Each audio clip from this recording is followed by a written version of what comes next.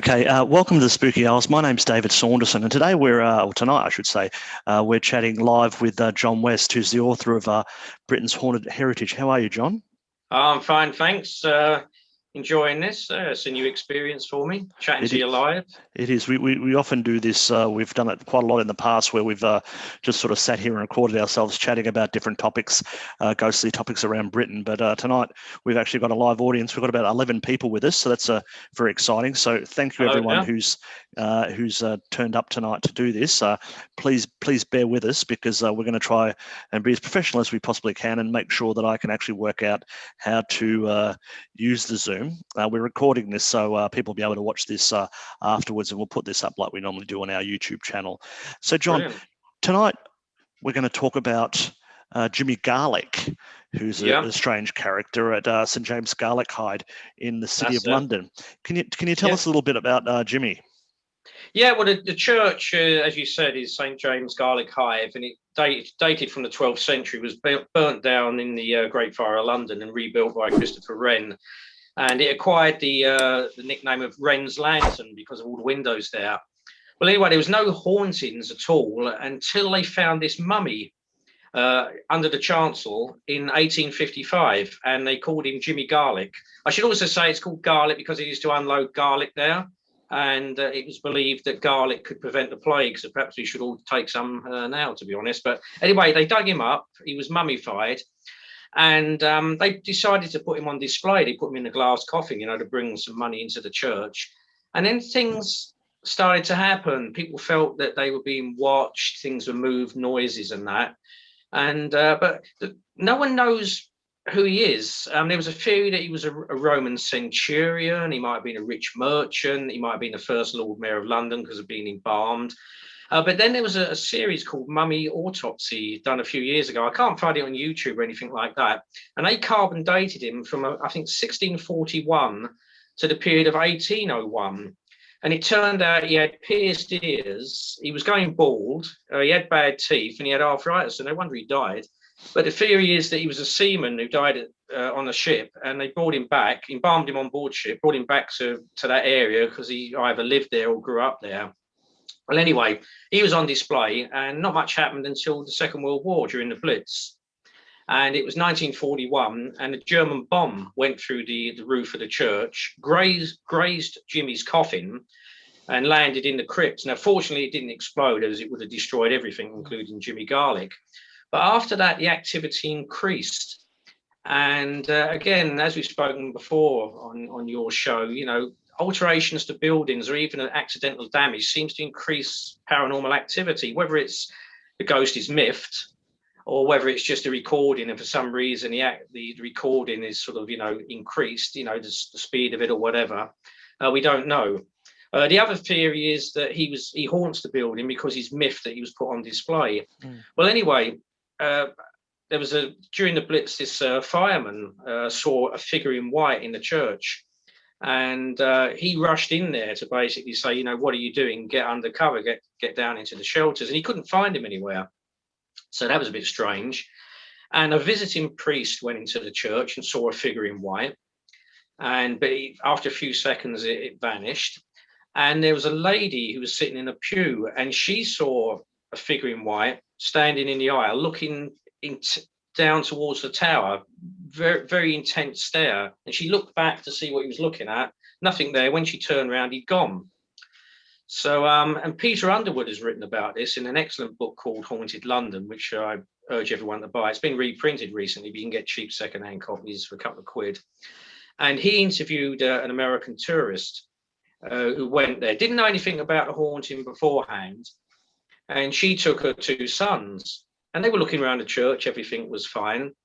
And then one of the lads became agitated and said, I've got to go. He was scared. He had to leave. So they went outside, and she said, what's the matter? What's bothered you? And he said, I glanced up the stairs, because there's some stairs by the tower, and I saw a figure on the balcony, and he was standing there like that, dressed in like what he thought was a shroud, and his hands were all withered, and his face was like that of a corpse. So as you can imagine, he got really scared, and that was it. So, and other things happened there as well. Objects were moved, things vanished, strange noises. And also a cat was seen as well, a phantom cat. Nothing to do with Jimmy Garlick, we don't think, but a separate ghost. Why that's there, we don't know. Well, anyway, I went there a few times, and I always got the feeling I was being watched. But there again, I am, conscious of the fact that I knew it was haunted, and it's just, it's my mind playing tricks on me. I'm expecting something to happen, so I'm expecting to be watched because other people have had that feeling. But anyway, the church authorities finally got a bit fed up with Jimmy Garlick being on display. And I should also mention, when I went there, I was told by someone connected with the church that years ago, the choir boys used to get Jimmy Garlick out of the coffin and run around the church with him. So no wonder he was miffed. I mean, I think any self-respecting ghost would be in those circumstances. But anyway, they got fed up with people going there asking about the mummy and gawping and taking pictures, and they felt it was a bit inappropriate. So they put him in a wooden coffin, and he was stored under the tower. But then they even felt, well, people are still going to look at the coffin. So now he's in the crypt, hidden away. You can't go down and see him. But since that happened, he's not been seen. So perhaps he was literally just miffed, basically people gawping at him. So who knows? But yeah, so apart from the phantom cat, there's nothing there now of a supernatural nature. But you can go to the church, obviously, when the lockdown ends, and have a look around. It's a lovely little Wren church, as I said. Have you been to many haunted churches around the City of London, John? I've done all of them, basically. I did one tour in a day back in the 80s. There was like a Wren tour you could go on, and I did them all. There's a really, really fascinating story connected with St Giles without Cripplegate, which is one of the few medieval churches left in London. The whole area around it was blitzed, and the Barbican Centre's there, so it's in the middle of that. It's very hard to get to, actually. And Oliver Cromwell was married there, and John Milton was buried in the church. And in the 19th century, they dug up John Milton, and an enterprising gravedigger was knocking out his teeth to sell off to visitors. So somewhere out there in the world is John Milton's teeth. But anyway, there's a modern ghost there, and it's a chap in black, sort of relatively modern church garb, and he's been seen outside. And when people look again, he's gone. So we don't know who he is. He's obviously like a former vicar. But the interesting story connected with it is in the 19th century, this lady died, and she was buried in the crypt in a wedding dress. And the sexton got to find out about this because she was also buried with a very expensive wedding ring. And he thought, well, it's no use to her. I'd like it. So he sneaked down into the crypt when everyone had gone, and he opened up the coffin, and he couldn't get the ring off. And so he got out a knife, and that's very grisly, but he started to cut the finger off. Well, at this point, the lady in the wedding dress, her eyes opened, she sat up and looked at him. Well, as you can imagine, he legged it. And it turned out she wasn't dead. She'd been in a coma, and him cutting the finger had revived her. Well, God knows what she must have felt like in the crypt, surrounded by all these other coffins. Well, she got out. He'd left the door open, the sexton, when he ran off. And she walked home, with her hand bleeding and that. So fortunately, no one saw her, because God knows what they would have thought. But she knocked on her husband's door, and the servant answered the door. And you can imagine what he must have felt. He saw her standing there, all blood on her hand, and he basically almost had a fit and rushed off to tell the husband.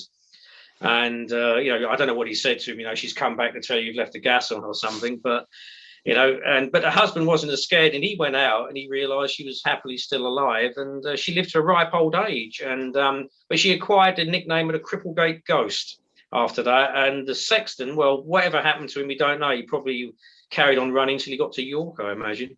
Yeah, I imagine so. What do you think it is about churches? I mean, I've always wondered why churches are haunted, because I always felt that it had to be areas that were more full of passion.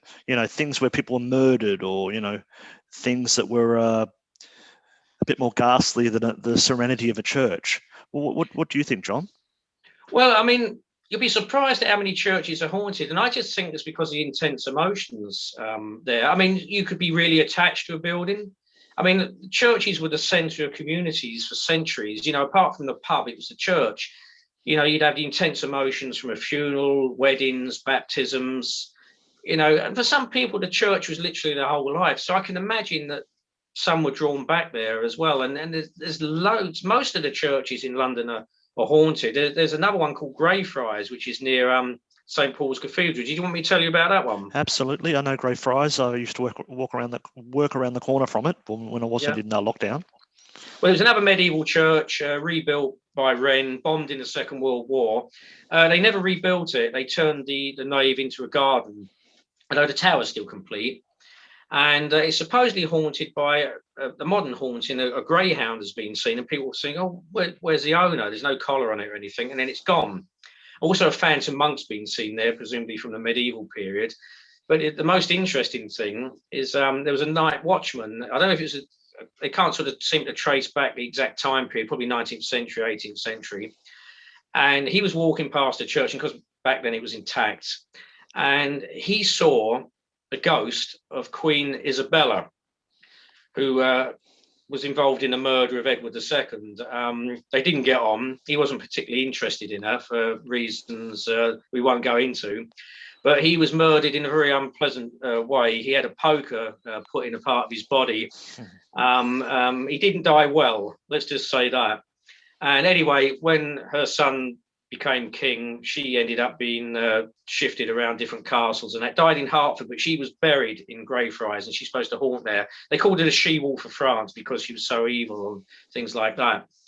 Well, anyway, there was another lady called Alice Hungerford who was supposedly executed for poisoning her husband in the 1530s. Now, I actually checked this, and it turns out her husband outlived her. So she was burnt at the stake, apparently, at Tyburn. So God knows what she did. We just don't know. But anyway, he saw her ghost as well.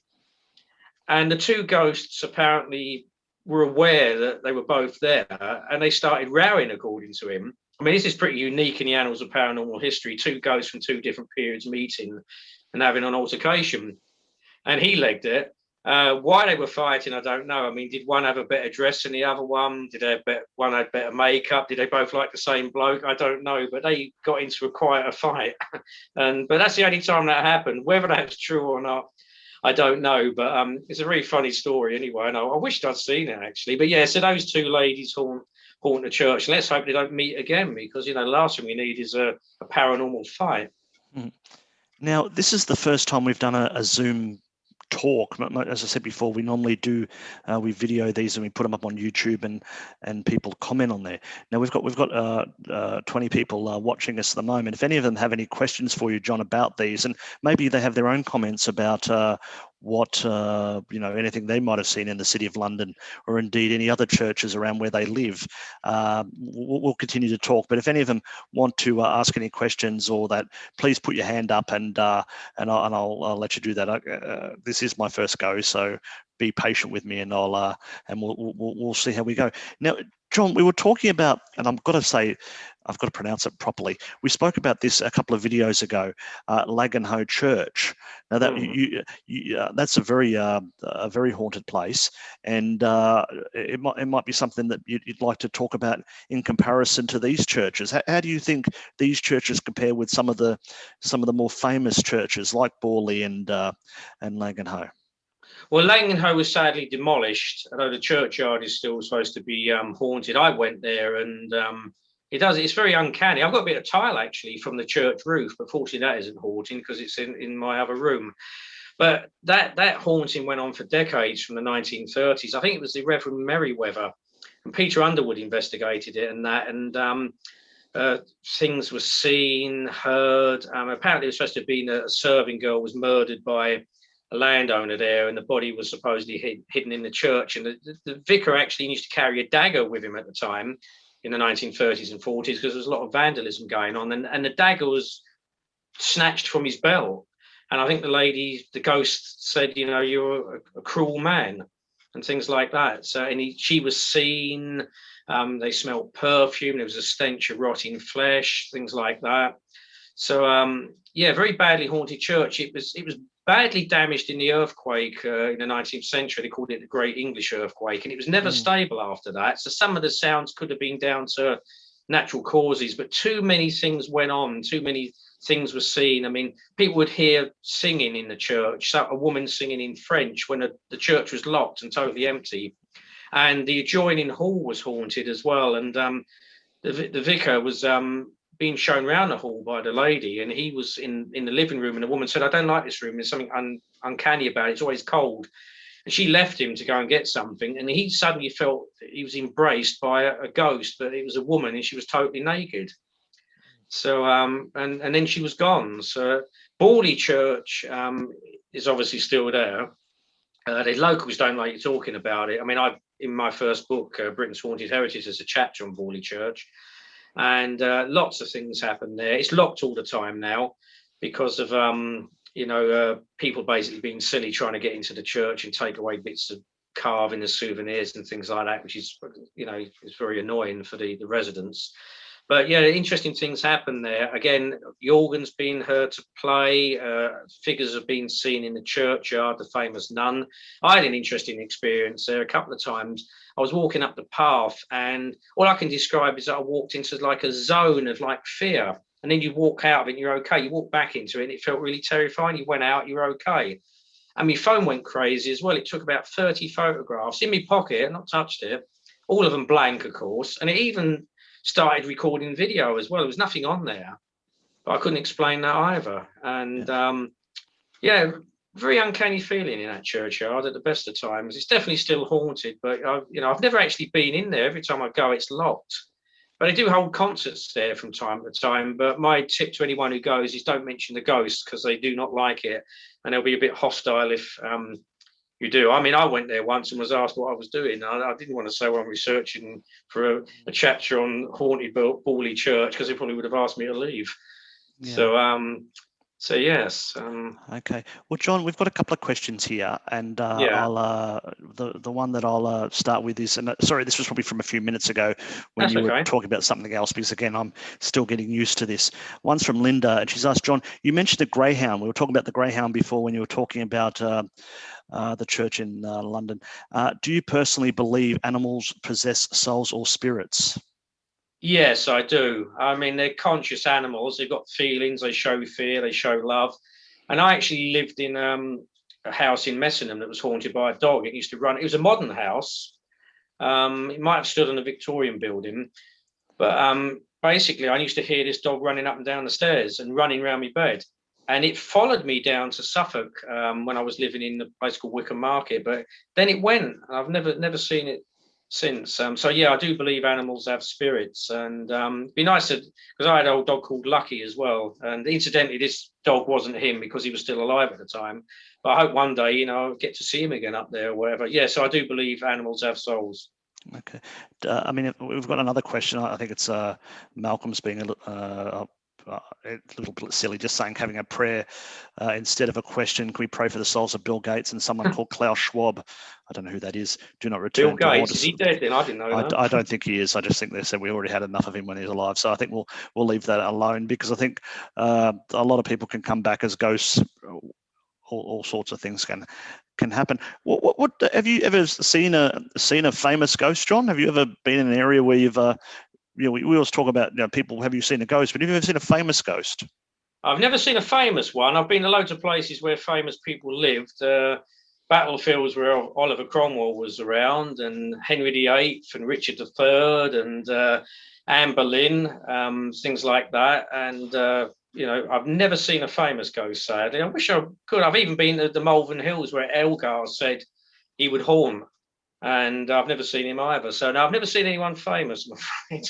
I'd love to meet Oliver Cromwell in the spirit world. Apparently, he appeared to the Duke of Wellington when the Duke of Wellington was Prime Minister, and he was opposing the Reform Bill in London, and there were riots outside his house. I think it's called Aspie House. Okay. And he saw Oliver Cromwell standing there, and Cromwell never said anything, but he said he looked stern and he pointed at the crowd as if to say, if you don't grant their wishes, you're going to have another revolution on your hands, and probably you'll end up like Charles I, losing your head. So yeah, but I'd love to meet Oliver Cromwell's ghost. Napoleon. I think the Duke of Wellington is actually supposed to haunt Aspie House. Is he? Oh, well, perhaps he's hanging around with Cromwell now. He's hanging, well, that's just. I'm trying to think. It's basically near Hyde Park, so it's just is. the edge number there. one London, they used to call it in the Victorian period. If you put number one London, it'd get to the Duke of Wellington. But yeah, so Napoleon's one's another one I'd love to see. Apparently, his ghost appeared to his mother She was in Italy because Napoleon was exiled to St Helena, and a figure knocked on the door and asked to see her and told her that your son has now been released from his sufferings. And then he walked out, and it turned out they worked it out exact time Napoleon would have died. So the theory is he went back to see his mum. But he's supposed to haunt St Helena and that. So, yeah, Napoleon Bonaparte. We've got a question from Rachel, and she's asked, can you tell us about any particular very memorable or unusual experiences you've had personally with hauntings? I've had a few. I mean, this place is haunted by a Victorian lady and a little girl. She pulled the woman pulled the duvet off me twice in the night when I first moved in. And Jason Figgis, the film director, stayed here, and he was sleeping in this room because he wouldn't sleep in the haunted room because no one wants to stay in there. They said out the spare room upstairs, and he felt the duvet cover was lifted off his foot, and someone pulled his foot. So that I was in Hereford, looking around the ruins of an old priory. I can't remember the name of it now. It might have been called Greyfriars. I'm not too sure. And I had a time slip experience. It's like the modern age seemed to start to slip away. All the modern sounds went, and the building seemed as if it was going to sort of, appear as it was. It's hard to explain. And I was in my teens at the time, and I got a bit worried because I thought, God, if this happens and I get back in the medieval age, that's it, I'm gone. Yeah. What would they do to me back then? So I consciously willed myself back into the future. That's the only way I can describe it. And all the sounds came back. So that was pretty weird as well. And I mentioned about the ghost dog up in Lincolnshire that haunted me and that. So sorry, John, you just mentioned your house and it looks quite old. Where are you based? I live in Saxmundham, and the oak beam above me was in existence before the English Civil War, so part of it's 17th century. Matthew Hopkins came to Saxmundham looking for witches. So I don't think he found anyone here, but yeah, so it is part of it's Victorian, but the room I'm sitting in is, you see the chap there in that picture, that's Oliver Cromwell. Well, this room was in existence before he was Lord Protector. Okay, so you live in an old house then, is what you're trying to say. Yeah. Now we were talking before, and I see you've got the word Durwood behind you. Now you were talking about we were talking about the City of London before. You've also got a very a big interest in Jack the Ripper, and you've got something interesting to talk about there. Yeah, well, I'm working on a documentary with Jason Figgis, the film director, and Mike Hawley, one of the leading experts on Jack the Ripper in America, and also Stuart P. Evans, one of the leading experts in this country on Jack the Ripper. Both have published loads of books. I've done a chapter on Jack the Ripper in my first ghost book about the hauntings, and we're doing a documentary about a suspect called Francis Tumblety, who was born in Ireland but then went to America. And there's a lot of strong evidence to suggest that, he's a likely suspect, shall we say. And one of the leading officers at the time, a chap called Littlechild, did believe that he was, he could have been Jack the Ripper. And apparently there was a big file on him in Scotland Yard, but sadly it's gone. They can't find it or anything. But he was arrested at the time on suspicion of being Jack the Ripper. It was reported in the American press, and he fled England and went back to the States. And he collected wombs, and he had them in these jars, and he showed people and that. And interestingly enough, one of the Ripper's victims had a womb removed. So there's strong evidence, but we're working on a documentary about him as we speak. That's not about ghosts, though. That's more of is that a documentary? No, that's about the murders. And the murder sites are haunted, and in my first ghost book, Britain's Haunted Heritage, you can read about them. Yeah. And we're doing a documentary on Colin Wilson as well. Sorry. Oh, that was a. Yeah, sorry. That's because someone messaged me, no doubt, to say, "Oh, I'm watching you on the thing." Yeah, we're doing a documentary on Colin Wilson, and that's going to touch. Can you tell people who Colin Wilson is or was, just in case they don't know who they were? He was a writer, a philosopher. He wrote loads and loads of books. His first book was called The Outsider, published in 1956. It's never been out of print. It's about outsiders in literature and things like that. And he did a groundbreaking book called The Occult in the early 70s, which is in print now. If you're interested in the paranormal, you should have it. He did another one called Mysteries, another one on poltergeists, another one on the afterlife. He did one on UFOs. So we're doing, in collaboration with his family, a documentary about his life and work, and it will include stuff on the occult. So yeah, Okay. I'm a big fan of him. He was a great chap, and he also presented in the 70s a paranormal series on BBC TV called Leap in the Dark. And if you look on YouTube, you'll actually find a couple of episodes that he hosts, including one about the Vicar of Wapping, which turned out to be a hoax. But anyway, watch them. They're on YouTube. Very good. Yeah, no, we have a story about the Vicar of Wapping on the Spooky Hours. We've got another question from Linda. She's just following up from what you were saying about the greyhounds. Thank you for your comments about animal spirits. She's asking, do you think ghosts are truly spirits or echoes of past lives? I think that ghosts there's several different explanations for them. I believe some ghosts are literally spirits of the dead that either can't move on or won't move on because they're frightened, they're being judged, things like that, or they're so attached to this realm. I believe some are recordings. They're not conscious. You know, when you get a story like in Gainsborough Old Hall in Lincolnshire, I was told about a woman constantly walking through a wall, and when they examined it, there was a doorway there. So I think for some reason, certain spirits are just literally recordings for whatever reason, emotions, anger, jealousy. It's imprinted in the fabric of a building or whatever, even perhaps the ground, and it's played back. And I also believe some ghosts are potentially even time slips. In other words, they're not ghosts. Their time is interacting with ours, and perhaps they can see us and we can see them, and perhaps we appear as ghosts to them. So I think there's at least 3 different explanations. So literally time slips, souls of the dead, and recordings. It's also, I've heard people talk about whether they could actually be aliens as well, where they're from another, you say from another time, but they could be looking at us from the future. I've heard that. I mean, the Rendlesham Forest incident, which is not that far from me, and it's got a replica of the UFO that supposedly landed there. There is a theory that's from the future. UFOs could be ghosts from the future, coming back to see what we're doing to the planet. Apparently, one UFO supposedly came back, and the inhabitants, the people running it or driving it or flying it, said that they were from the future and come back to see, why we've made such a mess of the world, and they weren't happy. So that could well be true. I mean, the way this world's going, I don't know. Well, we've moved from talking about Jimmy Garlick in the city of London. Now we're talking about aliens coming from the future. That's about all time we've got for today. This is our first one. Thank you for everyone that's asked questions of John.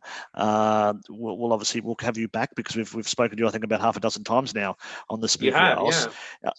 What have you got coming up? You're talking about the Colin Wilson and the Jack the Ripper documentary, but you've also got your next book coming up. When are we going to see that?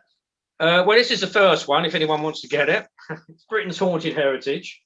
And the second one's coming out in the summer, and that's called Britain's Ghostly Heritage, and that'll be covering stuff in Lincoln, York, places like that. I've got a third book coming out next year called Britain's Haunted Land. Jason Figgis kindly designed the covers for the other 2. I've got a ghost film coming out with Jason, Winifred Meeks, which is very M.R. James inspired. That's coming out in the spring in America, Canada, and over here, and I appear in that as well as an actor. And it's a fictional story, and Lara Bellman plays the main character, who's a writer, but we'll hope to have perhaps a special premiere in East Anglia near the time. I've got other film projects coming up with Jason, documentaries, music stuff, loads of things. Yeah. So, but my next ghost book, will be out in late spring, early summer, and it's going to be called Britain's Ghostly Heritage. And if you want the first one, it's Britain's Haunted Heritage. Oh, and I've also got a book coming out on the Battle of Gainsborough, and there will be some ghost stories in there from the Gainsborough Old Hall. Okay, well that sounds great. We'll obviously put links. We're going to upload this to YouTube, and we'll put links to that as well. And of course, people can go back and have a look at some of our other talks on all around the place, and a lot of them out of your first book. So once again, thank you for that, John. Thank you, everyone. Hopefully that was entertaining and that it worked out right on Zoom, because the first time we've done it. And we look forward to seeing you the next time. So thanks for all the questions. Thanks for watching. Take care. See you. Bye-bye. Thank you. Bye.